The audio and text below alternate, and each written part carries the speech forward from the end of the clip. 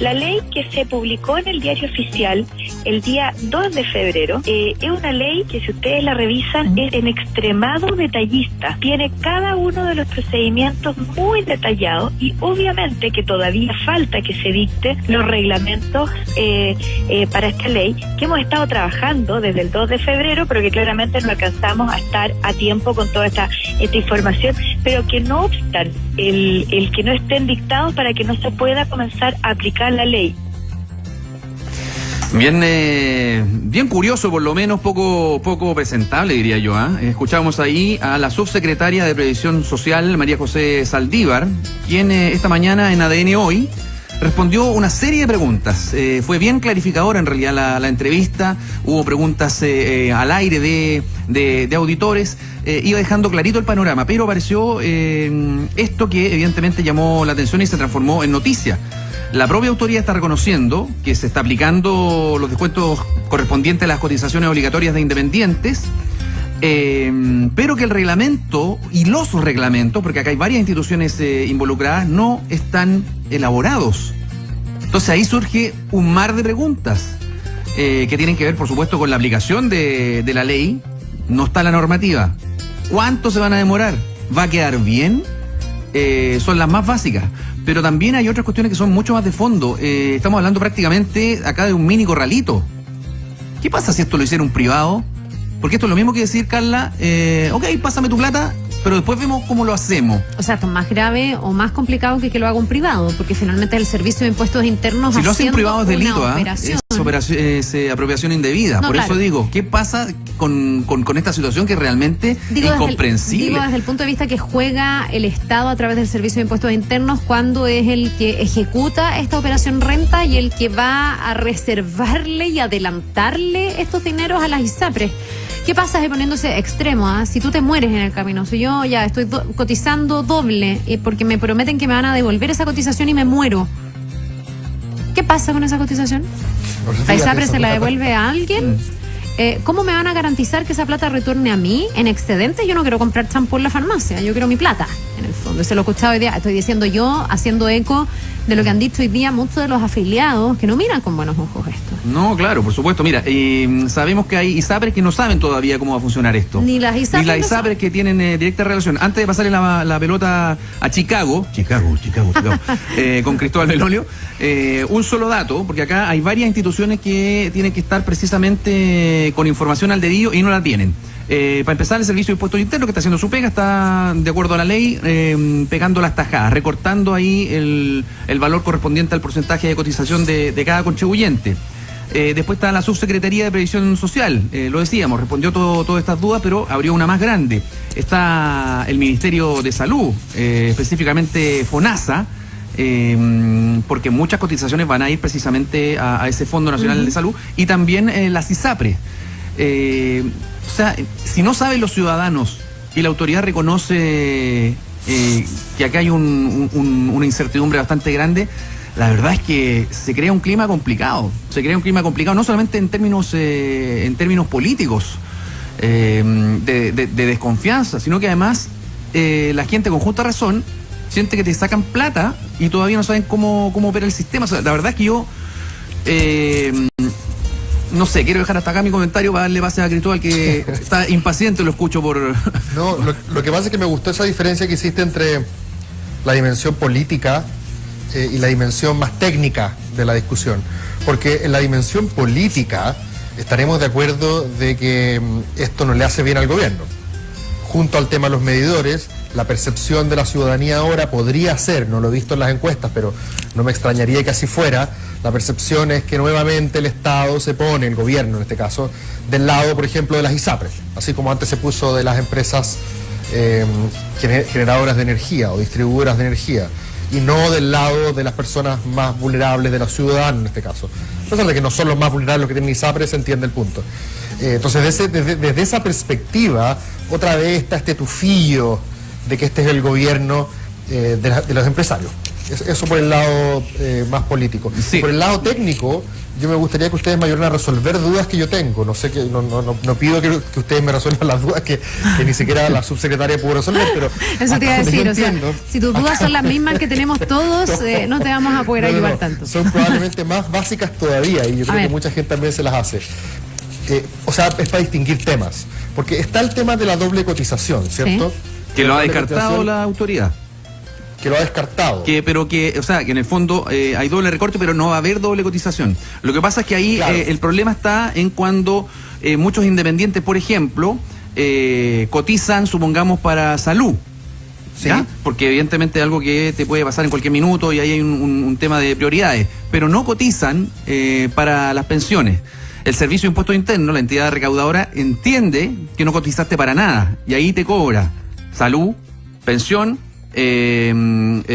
accidente de trabajo, cuidados del niño, en fin, te meten en el paquete. Eso se debería corregir, pero con esto que ha anunciado hoy día, o que ha despejado, o que ha reconocido hoy día la autoridad, la verdad es que la incertidumbre, lejos de decrecer, aumenta. Yo creo que acá se está vulnerando un poco el rol de un gobierno como definición casi de manual. O sea, el gobierno es el que administra el Estado, ¿no? El que vela porque las cosas se hagan dentro de la ley, que se hagan bien. Entonces acá vemos que hay una mala administración. Por lo menos en relación a este punto específico, no se está cumpliendo con ese rol, y parece bastante absurdo que no estén los reglamentos respectivos para aplicar una normativa que es tremendamente sensible en este minuto. El bolsillo de los chilenos, el bolsillo de los ciudadanos se ha tocado varias veces. Le han metido la mano varias veces por distintas razones, digamos. No digo que injustamente en muchos casos, pero en otros sí. Entonces muy sensible, y claro, evidentemente que políticamente esto tiene una repercusión. Me preguntaba por la duda también, que creo que Carla lo decía hace un par de días, en la pregunta sobre aquellos que cotizan como dependientes, pero aún así realizan ciertas labores a honorario. ¿Esas personas también van a ser obligadas a cotizar por ambos frentes? Entiendo que eso siempre ha sido así, o debería haber sido... No, porque tú hasta ahora podías renunciar a cotizar. Ah, claro. Ahora que entró en vigencia la obligación, sí, pues. Y lo que en el fondo te dicen es que si hay una doble cotización, por leerlo así, después esa plata te la van a devolver a razón de excedentes, que en realidad no son excedentes, son excesos. Ahora yo ahí tengo la duda, porque los excesos no sé si te los van a devolver en un cheque que tú vas a tener que ir a buscar, si te lo van a depositar en tu cuenta, o si te van a permitir que tú vayas a la farmacia y te gastes los excedentes. Yo creo que la gente quiere esa plata en su bolsillo, no que te obliguen o te restrinjan el campo de ese gasto. Un año de pasta de dientes. Claro, no sé si es lo que la gente quiere. Ahora, oye, en materia política, yo me gustaría en el fondo que hagamos un análisis. Está bien, yo creo que al gobierno de turno le toca recibir o poner la cara o explicar todo esto, pero yo quisiera pasar la cuenta completa.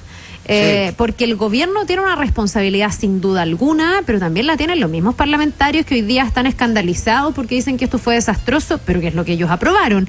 Se sabía hace rato, y ahí hay que preguntarse por qué esto llega en estas condiciones. Se sabía hace años, porque se chuteó durante años el que entraba en vigencia la obligación de cotizar para trabajadores independientes. Entonces aquí, en el tema ISAPRES, responsabilidades transversales del mundo político. O sea, a este gobierno le toca hoy día poner la cara porque está gobernando y porque tiene responsabilidad, pero que los parlamentarios no miren para el lado y que los gobiernos anteriores tampoco lo hagan. En el tema de los medidores lo mismo. Hemos visto cómo se dio toda la tramitación con parlamentarios que dicen que no leyeron lo que estaban legislando, o que si lo leyeron no lo entendieron, que no sé qué cosa es peor. Y así también en este tema, o sea, ya vemos como un permanente en el tiempo, un patrón en la forma en que se han asumido ciertos desafíos y ciertos proyectos de ley. Yo creo que se parecen por lo mismo, Carla, porque si bien es cierto que en estricto sentido la culpa, si es que habláramos de culpa, no es enteramente del gobierno de Sebastián Piñera, como los parlamentarios miran para el lado, todos se corren y dicen esta guagua no es mía, igual la percepción pública, me imagino que al final le termina pegando al que controla en este minuto el poder político, que es la derecha, que es el gobierno de Sebastián Piñera. Y además que este es un gobierno que ha gobernado apelando a las emociones muchas veces, más que a las razones con textura técnica. Y apelar a las emociones, bueno, es un arma de doble filo también, porque hoy día si yo apelar a las emociones y le digo a la gente que el gobierno nos está vacunando con el tema de los medidores y con el tema de la ISAPRE, y no hemos ni siquiera entrado a hablar del alza de los planes. Yo creo que además a mucha gente aquí que no está siguiendo la agenda noticiosa todos los días, se le van a mezclar un poco las cosas, ¿o no? Esta idea de que por un lado la doble cotización esperada esa platita en abril y no la va a tener porque va para la ISAPRE, y en paralelo le dicen que las ISAPRE van a subir su plan. Yo creo que eso va a terminar mezclándose un poco en la agenda, ¿no? Va a ser difícil. Y hay otra cosa que se va a mezclar y que va a contribuir, digamos, al ánimo que se está generando y esta visión que tú dices de que este gobierno gobierna para los empresarios, es el tema y la discusión de la reforma tributaria, que está muy trabada porque, según muchos críticos, favorece o baja los impuestos a los dueños de las empresas, no a las empresas propiamente tal, pero a los dueños de las empresas. Entonces, está bien árido, digamos, el cronograma, porque se juntan varias discusiones con este cuadro que se va generando, que tiene que ver todo con el bolsillo de la gente común y corriente que no la está pasando bien en este minuto. Entonces, el cuadro no es positivo, digamos, para nadie. Es interesante lo que hablas del bolsillo, ¿eh? Yo lo puse aquí en Twitter a la pasada porque se me ocurrió que justamente Maquiavelo en El Príncipe, esa clásica obra de Maquiavelo, él cuando le da consejos al gobernante le dice: te podéis meter con lo que queráis, pero con lo único que no te podéis meter de la gente es con su bolsillo, porque eso no lo van a perdonar jamás. Bueno, Maquiavelo se está revolcando en su tumba, Nicolás, ahí con las noticias chilenas. Oye, ¿qué te parece, Cristóbal, a propósito de lo que tú decías, esto de gobernar para las emociones o con los titulares y impulsar medidas que son muy populares, pero que tienen una serie de contraindicaciones o observaciones técnicas o críticas? La UNICEF acaba de emitir una declaración sobre el proyecto de ley de control preventivo de identidad a partir de los 14 años y rechaza totalmente esta iniciativa. La UNICEF estamos hablando, organismo de Naciones Unidas para la protección de los menores. Mira, voy a leer algunos párrafos que me parecen relevantes y comentamos. Dice: la UNICEF tiene el mandato y como principal rol velar por la implementación de la Convención de los Derechos del Niño, ratificada por Chile en agosto del 1990. Este proyecto, el de control preventivo de identidad, no avanza hacia la adopción de medidas de protección de los niños y niñas y adolescentes frente a amenazas como discriminación, artículo 2 de la Convención de Derechos del Niño, y de injerencias arbitrarias y ataques a su honra y reputación, otro artículo. Y además agrega: la aplicación del control preventivo de identidad para adolescentes a partir de los 14 años contraviene principios de Convención sobre los Derechos del Niño y otros tratados internacionales suscritos por Chile, como el Pacto Internacional de Derechos Civiles y Políticos y la Convención Americana sobre los Derechos Humanos. Entiendo que ya se debe estar refiriendo el ministro del Interior a esta declaración, que es bastante contundente, no es cualquier organismo, y que pone una lápida, entiendo yo, antes de que esto se empiece a tratar en el Congreso. Ya incluso desde los sectores oficialistas estaban bien críticos a este proyecto, pero esta voz no es cualquiera. Ah, ya, pensé que estaba Cristóbal ahí, ¿o no? Sí, Cristóbal, no sé si quiere intervenir o quedaste para atrás con esto. No, pensé que después venía esa musiquita y pasábamos a otra cosa. No, yo creo que podemos comentar... No, me parece interesante, pero el gobierno, ¿qué es lo que finalmente hace con esto? Dice, bueno, eso es la opinión de los organismos internacionales. No estoy diciendo que esto vaya a decir, pero es un déjà vu un poco de la discusión del pacto migratorio. Es decir, bueno, los organismos internacionales no tienen soberanía en Chile, Chile tiene sus propios problemas. No, pero acá hay una diferencia clara, Cristóbal, disculpa que te interrumpa, pero acá estamos hablando de tratados ratificados por nuestro país. El tratado migratorio, sí, claro, nos echamos para atrás antes de firmarlo, parece que lo habíamos promovido. Pero acuérdate, Gerson, que hubo un momento donde José Antonio Cast o Camila Flores decía que había que salirse también del Pacto de Bogotá, que lo firmamos, y Camila Flores decía que los países serios estaban saliendo los derechos humanos, de la ONU. Entonces, a lo que voy es que el discurso para la galería, más allá de lo que dicen, es correcto. Oye, nosotros somos parte de UNICEF. El discurso para la galería va a ser, bueno, tú no me mandáis. O sea, lo estoy poniendo en términos muy caricaturescos, pero básicamente es un tú no me mandáis. Esos organismos internacionales no conocen la realidad de Chile. Ese va a ser, me imagino, el speech del gobierno, agregando, y esto obviamente que tiene que decirlo, que se están tomando todos los resguardos y medidas para que los derechos de los niños no sean vulnerados. Que de hecho lo ha repetido bastante el gobierno, porque bueno, tiene que coincidir la teoría de los niños primero, ¿no? Sí, yo creo que aquí estamos en la situación, no sé si contraria, pero más discutible que lo que estábamos diciendo recién sobre el costo de imagen que tiene para el gobierno el tener que enfrentar el tema de los medidores, de las alzas de las ISAPRES, de la doble cotización y un suma y sigue. Creo que en este caso el gobierno está tocando una tecla que es bastante más popular. Creo que, claro, uno podría decir, lo que pasa es que eso es irresponsable porque es efectista, pero también cuando tú tienes un parlamento en contra, yo me pregunto cuánto espacio estratégico tiene el gobierno para poder actuar. Yo, en estos últimos días, al mismo tiempo que hablamos de los medidores, etcétera, que es lo que se lleva y capitaliza las informaciones, también he visto como un gobierno que desesperadamente intenta levantar otros temas sin el éxito necesario. El tema de las drogas, por ejemplo, que yo considero que es un tema tremendamente relevante y hasta me alegro que haya habido una cadena nacional. A mí me hubiese gustado, eso sí, que se detallara porque fue demasiado general. Pero al otro día ya tienes a, no sé, en las redes sociales y la mitad de la oposición diciendo que mire, sí, es un paso adelante, pero, y una larga lista de peros y todo un cuestionamiento. Ayer también esta cruzada Compromiso País con algunas de las medidas que se están tomando en estas mesas de acuerdo, que pasa absolutamente a un segundo plano. Y esto del control preventivo de identidad, que veo yo también es un recurso del gobierno por tratar de manejar la agenda y dejar de recibir todo el día críticas o tener que pagar el costo de políticas que le están tocando el bolsillo y que tienen indignadas a las personas, y yo creo que con justa razón.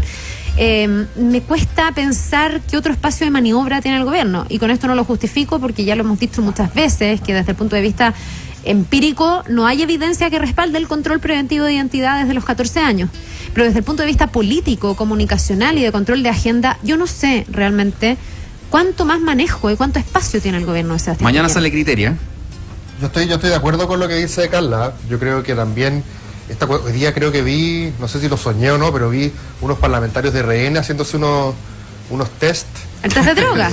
No, lo viste, no lo soñaste, Cristóbal, no estás tan traumado. No. Porque, por ejemplo, es que ese es un buen punto, porque Me imaginé como tres cosas. Para la gente droga es, o sea, para mucha gente, droga es veneno, es malo. Por supuesto que la influencia de que un parlamentario se fume un pito una vez al mes o se tome 19 galones de agua ardiente, generalmente no afecta mucho su labor parlamentaria, pero es eso es lo que dice Diego Ibáñez, que lo entrevistamos acá hace un mes. Diego Ibáñez dijo que haber fumado marihuana no afecta su independencia ni su labor. Y es súper evidente. Pero bueno, dejando de lado que nosotros lo podamos entender así, yo también creo como Carla que es una manera del gobierno de decir, yo estoy poniendo el tema, y en este tema la mayoría está conmigo. Eso yo creo que es la estrategia. Sí, y yo creo que eso uno lo puede sentir en el debate, no tanto en redes sociales. Twitter es un poquitito sesgado, siento yo, en las posturas, sí, pero cuando progresista. nosotros estamos acá y recibimos los llamados y todo, hay gente que aplaude el control de detención, por más que hagamos todas las entrevistas a todos los expertos y todos los técnicos y te digan que no tiene respaldo, que es más efectivo el control investigativo, que distrae recursos. Y de alguna manera siento que el gobierno tiene esa necesidad de conectarse con la ciudadanía, una ciudadanía que está muy enojada, insisto, y que tiene un montón de temas por los que cuestionar al gobierno. Bueno, habrá que echarle mano a alguno desde el punto de vista comunicacional que le suba el rating, porque el rating cada día está más complicado, no solo para el gobierno, para todas las instituciones y para el mundo político en general. Yo estoy de acuerdo, además que el tema de la droga es súper interesante, porque si te ponía a pensar cuál fue la conclusión que entregaron los expresidentes latinoamericanos que trataron de combatir la droga por la vía violenta, llamémosle así. Cardoso en Brasil, Lagos en Chile, hay otro colombiano, hay un mexicano. ¿Qué es lo que dicen todos estos expresidentes? La guerra contra la droga, como la hemos concebido siempre, de entrar con fusiles a las poblaciones, de criminalizarlo y llevarlo a la dimensión penitenciaria, no ha sido efectiva. Busquemos otras alternativas. ¿Y qué es lo que hace Piñera? Va y repite en cadena nacional exactamente lo mismo que estos otros presidentes le dijeron que no servía. Y esos otros presidentes no dicen que la droga sea buena, ¿eh? Están buscando una manera de ser más efectivo en su combate. Ahora, pero ojo, yo creo que ahí hay una distancia, Cristóbal, con lo que está proponiendo este gobierno, ¿eh? Y no solo este gobierno, han estado desde la Sociedad Chilena de Pediatría, que viajaron a Islandia, que traen un programa bastante más propositivo que solo hacerle la guerra a la droga. Y yo haría la diferenciación, el que un parlamentario diga, ay, por fumarme un pito esto no compromete mi labor, obvio. Pero también Chile no tiene solo en marihuana niveles preocupantes. O sea, estamos hablando del país que más consume cocaína, pasta base, medicamentos sin receta, estupefacientes, niños que se drogan. Yo, mira, dentro de lo que hemos conocido esta semana, lo que más aplaudo es ese plan antidroga. Espero que las críticas sean constructivas y todos contribuyamos. Yo creo que el Estado está haciendo lo correcto cuando lo que hace es abogar por la vida sana. Yo creo que ahí no hay que perderse. Se están usando además aumentar impuestos al alcohol. ¿Ah? Sí, pues. Y eso tiene un doble fin, porque por un lado está el plan antidrogas y por otro lado está la reforma tributaria. Entonces, sería bien útil desde los dos sentidos subirle el impuesto a los alcoholes. Ahora tú tienes en Chile industrias que yo no sé si están muy llanas, digamos, a que les suban los impuestos, y tampoco sé si hay muchos consumidores que quieran que pase eso. Oye, claro, Carla, ahí estamos nuevamente en el tema de la popularidad. Dime, Cristóbal. Carla, tú que estás en esta lucha frontal contra la droga y el alcohol. No, pero, absolutamente, no, lo suscribo. Me interesa porque tienes un discurso muy consistente al respecto. Ayer escuché a la diputada Jimena Sandón, que decía que quería prohibir que los delivery de alcohol, los globos, los delivery de alcohol. Presentó un proyecto de ley para eso. A mí me parece un poquito mucho. Si yo estoy con amigos en la casa comiendo un sábado en la noche y se me acabó el trago, en vez de mandar a alguien a comprar en auto, ¿no es lógico que la gente civilizada pueda cargar un par de botellas de vino? Ya, pero ¿y qué pasa cuando el que se le acabó el copete es un cabro de 16 años y llama al delivery? Pues la pregunta es que ese es el tema. Es un buen punto. La pregunta es, ¿pagan todos justos por pecadores? Yo creo que sí. Y creo que ahí los adultos tenemos un rol, fíjate. No, yo en esto, tú sabes que yo soy una talibana en esto. Me parece que una persona de 18 años tendrá que ir en su auto, en su bicicleta o como sea a comprar el alcohol, pero se deben restringir, a mi juicio. Esta es una opinión, y aquí si tú me quieres poner en la línea de pensamiento de Jimena Sandón, bueno, compartimos en esto insólitamente. Yo creo que los adultos pueden hacer con su vida lo que quieran, pero creo que el Estado y los adultos además tenemos una obligación de proteger a los niños. Y si estamos nombrando a la UNICEF para decir que no se puede llevar adelante un control preventivo de identidades de los 14 años en adelante, también tendremos que decir que todo menor de 18 años, según la Convención de los Derechos del Niño, es niño. Y que a todos esos menores de 18 años las drogas los afectan. Entonces hay que, yo creo, limitar los espacios. Te entiendo, pero si van a andar con carné y tienen que andar mostrándoselo a carabineros, ¿no habrá alguna manera para que esos delivery le pidan el carné a las personas que llaman? Y claro, lo que pasa es que confiar en que el delivery va a generar esa fiscalización y se va a perder vender el copete para restringirle la venta a un menor y que va a llegar a tu casa y te va a decir, no te paso la botella, me cuesta creerlo. Es que ahí está el punto, porque miramos a Islandia cuando nos conviene, pero cuando no nos conviene, ahí nos acordamos que somos Chile y nadie respeta la ley. Oye, espérate que Islandia cerró las botillerías, ¿eh? Claro, son 300.000 habitantes. Y hay países donde tú le vendes un trago a un menor. Hay países donde tú le vendes un trago al menor y se acabó. Exacto. Y piden carné y identificación. Entonces, por eso digo... es un debate abierto que está empezando y eso es lo bueno, digamos, que vayan surgiendo ideas que garanticen la libertad y los derechos de todos los involucrados y la protección sobre todo de los menores. Cristóbal, te vamos a liberar por hoy en esta prueba de ADN especial, ya que tú estás ahí en Chicago. Y mañana nos volvemos a conectar. Trata de pasear algo que sea, pues, Cristóbal, no todo es academia. Voy a eso, estoy aquí encerrado estudiando para la prueba de ADN. Ya, muy bien, te liberamos entonces. Chao, Cristóbal, un abrazo. Un abrazo, chao.